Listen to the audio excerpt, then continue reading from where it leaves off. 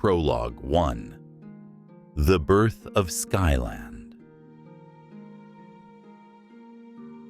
Long before the stars blinked into the heavens, before Earth found shape or meaning, the cosmos existed in silence. It was neither warm nor cold, dark nor light, merely void. And yet, from that infinite emptiness, two ancient forces began to stir. Good and evil, and from their eternal opposition, the first ethereal beings were born, woven from energy, essence, and purpose. Among these, two rose higher than the rest. From the light came Shiruba U'windo, a radiant dragon of silver and storm, his form flowing like wind through crystal flame, a being of immense power and grace. He was forged from balance, not merely to fight, but to preserve harmony across the plains. From the darkness emerged Drako, a terrifying monstrosity of blackened scale and 10 writhing tails, each one pulsing with hatred and decay. His eyes burned like dying stars, and his very presence consumed hope. Their clash shook the heavens. Whole constellations perished in their wake. Worlds newly formed cracked and scattered into dust. The war had no beginning, no end, only endless consumption, until Shiruba, burdened by the cost, made the ultimate sacrifice. Using the full depth of his power, he imprisoned Drako within his own ethereal form, binding light and shadow in an unwilling embrace. Moved by this act, the Almighty, the sole creator, intervened. Unlike Shiruba or Drako, the Almighty was not born of ether, but eternal above all. All beings, including Shiruba, owed their creation and purpose to him, and gave glory only to him. The Almighty forged a divine box, crafted from myrrh, sacred and spiritual, and kesslate, the hardest of celestial metals. Into this vessel he sealed Shiruba, Drako, and the remaining ethereal beings, closing the chapter on the celestial war. And then, the Almighty turned to creation. He shaped the stars. He formed Earth, lush and vibrant, filled with rivers that sang and forests that breathed. Upon it, he placed the sacred box within a temple at the peak of the highest mountain, a quiet shrine from which ethereal energy gently radiated.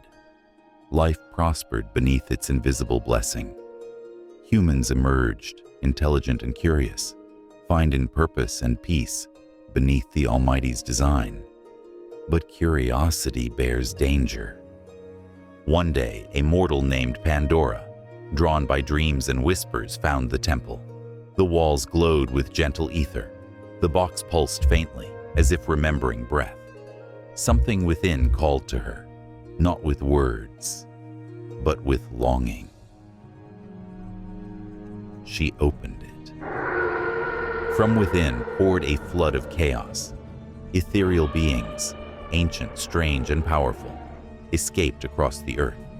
As the last to emerge, Shiruba U'windo, still containing the essence of Drako within, realized the magnitude of what had been unleashed. He could not undo what was done, but he could protect what remained. Drawing upon his mastery of the elements, Shiruba tore a massive fragment from the earth and cast it into the sky, reshaping it into a floating land suspended between earth and the celestial heavens. This land would become Skyland, a sanctuary for ethereal beings and humans alike. Skyland was vast and varied. Towering mountain ranges scraped the clouds, deep forests glowed with unseen life, and calm rivers carried ether through rich meadows and whispering swamps. The humans brought into this floating realm were forever changed. Exposure to raw ether, awakened something within them. They grew stronger, wiser. They began to sense the threads of the world, and over generations, they evolved into a new species, the Adanels. Shiruba, free from the box but bound by responsibility, chose to walk among his people not as a dragon, but as one of them. To ease their fear and to guide without oppression, he took a tall and noble Quendikin form, a title used to describe all intelligent humanoid beings of Skyland, set apart from the wild and instinct-driven Sylvan kin. He was no god, and he did not claim to be. All power was still beneath the Almighty's gaze. Shiruba ruled as a steward, not a king. From the fertile heart of the realm, he built the city of Heiwa No Basho, the place of peace. There, Adanels, Eldians, dwarves, Nommers, Lycans, and all Quendikin lived and traded and learned side by side. Even the Sylvankin were welcomed with care. For a time, Skyland was whole. To sustain this delicate harmony, Shiruba raised the ether tree, a towering, radiant tree grown from ether itself. Its roots stretched across Skyland's continents, and its branches shimmered like silver flame. The purpose of the ether tree was vital. It gathered and distributed ether energy across all Skyland. All beings in Skyland depended on this flow. Ether gave life, awareness, and control. Without it, the creatures of Skyland would wither or lose themselves. The ether tree ensured balance, not just of power, but of purpose. Ether guided growth, healed wounds, and strengthened will. It was Shiruba's greatest act, not to dominate the land, but to nourish it. From that harmony, the regions of Skyland were shaped. Sylvamere, a land of rolling blue forests and luminous rivers, became home to the graceful aliens, masters of etheric study and scholars of the old ways. Mogr, a realm of fire and stone, was given to the Tower and Turoks, who built their homes near the volcanoes and forged weapons in molten flame. Duragzund, nestled within vast mountains, became the domain of the dwarves, whose halls echoed with the sound of hammer and craft. Glimmer Thun, a land of light and invention, thrived under the hands of the Nommers, brilliant artisans and engineers. Ta-Ur, a vibrant jungle teeming with life, welcomed the Quendikin tribes, especially the Lycans, once guardians of wildlife. And at its heart, Firja, land of balance and growth, became home to the Adanels and the great city of Heiwa No Basho. For decades, under Shiruba's reign, peace reigned. But even peace can fracture. The seal that once held Drako had not destroyed him. Deep inside Shiruba, the darkness still lingered, patient, silent, corrupting. Shiruba's wisdom grew sharp, then cold. His eyes dimmed. He withdrew from council and wandered the halls of Heiwa No Basho in solitude. Subtle tensions began to surface. Old rivalries stirred. Kingdoms once united began to question each other's motives. Pride returned. Greed crept in. The sins of the flesh, jealousy, fear, arrogance, seeped back into the hearts of the people. Like Earth before it, Skyland began to fracture. As Shiruba strayed from the path of harmony, so did the world around him. Sensing the rising threat, Narinor, a wise and noble Harpian, gathered the realm's most learned beings. They tricked Shiruba into entering an etheric seal, where they cast a transformation upon him, returning him to his original form, a majestic silver dragon. To protect the realm, they created a binding pact. On every full moon, Shiruba would return to his Quendikin form for 3 nights. If his heart remained untainted, he would be freed. But if Drako took hold, ruin would follow. For a time, the seal held, but nothing holds forever. In a night of fire, Shiruba awoke in fury. The seal shattered.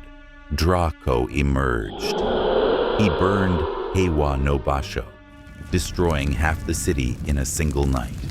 He flew north to Magmor, the ancestral home of the Nommers, and reduced it to ash, a cursed ruin now called the Abyss. Without the Nommers' presence to maintain balance, the nearby lands of Glimmerthun, long watched over with cautious peace, were left vulnerable.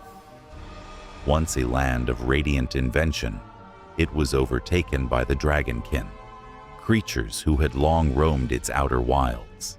With no one to check their might, they claimed the land for their own, and the Drakelands were born. There, mighty elder dragons now clash endlessly for dominance, their battles painting the skies in flame and thunder. Fear swept through Skyland like wildfire. The species that had once stood united began to split, not merely from distrust, but from survival. Drako's corruption was no longer abstract. It crept through the land like a plague, turning regions wild, distorting ether, and birthing unspeakable horrors. Dark creatures, born of shadow and spite, emerged from corrupted ether. These minions did not discriminate. They hunted Quendikin and Sylvan kin alike. Entire villages fell silent. Forests, once peaceful, began to whisper with threats. Each species retreated to protect its own. The Eldians sealed their shimmering cities behind arcane barriers. The Turoks fortified their strongholds within the molten peaks of Mogr. And the Adonels claimed Firja and renamed the fallen capital Graindal, turning it into a bastion of resistance. Naranor, heartbroken and ashamed, vanished into the wind. The Nommers, scattered and broken by Magmor's fall, disappeared into the forests. There, transformed by the ether tree, they became the Fwolings, small and sprightly, now stewards of nature rather than machines. When the Eldians abandoned the ether tree, new guardians arose from its roots.